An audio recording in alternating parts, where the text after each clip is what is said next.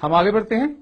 मध्य प्रदेश में मुख्तलिफ जगहों से और राजस्थान से भी आईएसआई के एजेंट्स गिरफ्तार किए गए हैं।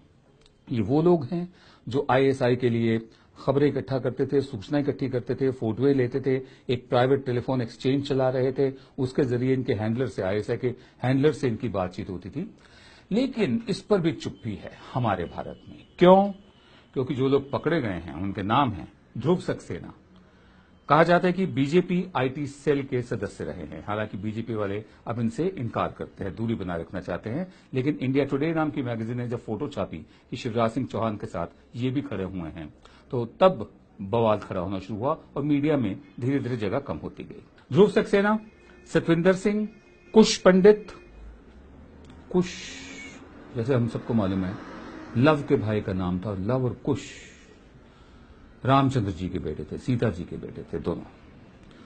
कहा जाता है कि लाहौर शहर लव उरू उसका नाम है, लव ने बसाया था, और कसूर शहर जो बहुत दूर नहीं है वो कुश ने बसाया था, कुश उरू। बहरहाल कुश पंडित, जितेंद्र ठाकुर, रितेश खुल्लर, जितेंद्र सिंह यादव, दादू, त्रिलोक सिंह, बलराम, ये वो लोग हैं जिन्हें पकड़ा गया है, जिन्हें पुलिस रिमांड पर भेजा गया। और इनमें से सबसे पहले पकड़े गए थे सतविंदर सिंह और दादू। ये सुचेतगढ़ में फौजी ठिकानों के फोटो ले रहे थे, तभी पकड़े गए। इनसे तफ्तीश में ये तमाम नाम सामने आए। मैं क्यों आपको ये बता रहा हूं? कल्पना कीजिए इन सारे नामों में अगर एक भी मुसलमान नाम होता तो कितना बवाल मचता। एक भी अगर जेएनयू का कोई पूर्व छात्र रहा होता, वैसे जेएनयू वालों का चरित्र ऐसा नहीं है, बहुत मजबूत लोग निकलते हैं वहां से, तो आप कल्पना कीजिए कितना बवाल मचा होता।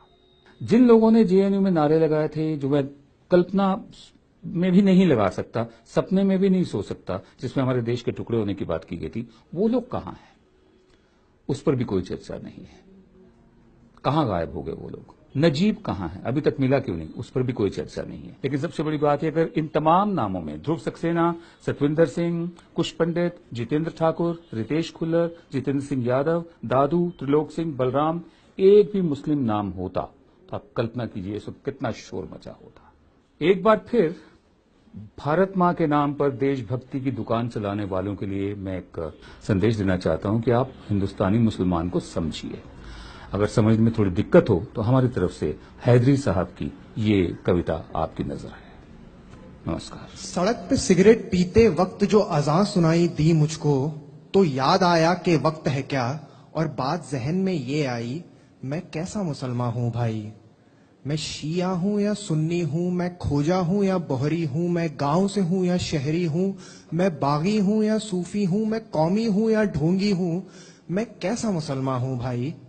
मैं सजदा करने वाला हूँ या झटका खाने वाला हूँ, मैं टोपी पहन के फिरता हूँ या दाढ़ी उड़ा के रहता हूँ, मैं आयत कौल से पढ़ता हूँ या फिल्मी गाने रमता हूँ, मैं अल्लाह अल्लाह करता हूँ या शेखों से लड़ पड़ता हूँ, मैं कैसा मुसलमान हूँ भाई।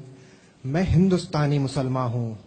दक्कन से हूँ, यूपी से हूँ, भोपाल से हूँ, दिल्ली से हूँ, कश्मीर से हूँ, गुजरात से हूँ, हर ऊंची नीची जात से हूँ। मैं ही हूँ जुलाहा मोची भी, मैं डॉक्टर भी हूँ दर्जी भी, मुझमें गीता का सार भी है, एक उर्दू का अखबार भी है, मेरा एक महीना रमजान भी है, मैंने किया तो गंगा स्नान भी है।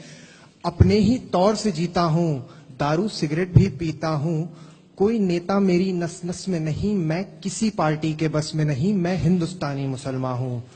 खूनी दरवाजा मुझ में है, एक भूल भुलैया मुझ में है, मैं बाबरी का एक गुंबद हूँ, मैं शहर के बीच में सरहद हूँ, झुग्गियों में पलती गुर्बत में, मदरसों की टूटी सी छत में, दंगों में भड़कता शोला मैं, कुर्ते पर खून का धब्बा मैं हिंदुस्तानी मुसलमान हूँ।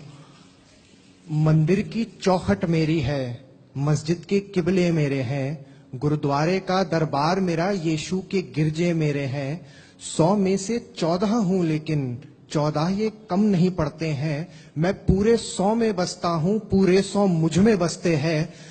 मुझे एक नजर से देख न तू, मेरे एक नहीं 100 चेहरे हैं, 100 रंग के हैं किरदार मेरे, 100 कलम से लिखी कहानी हूँ। मैं जितना मुसलमान हूँ भाई, मैं उतना हिंदुस्तानी हूँ। मैं हिंदुस्तानी मुसलमान हूँ।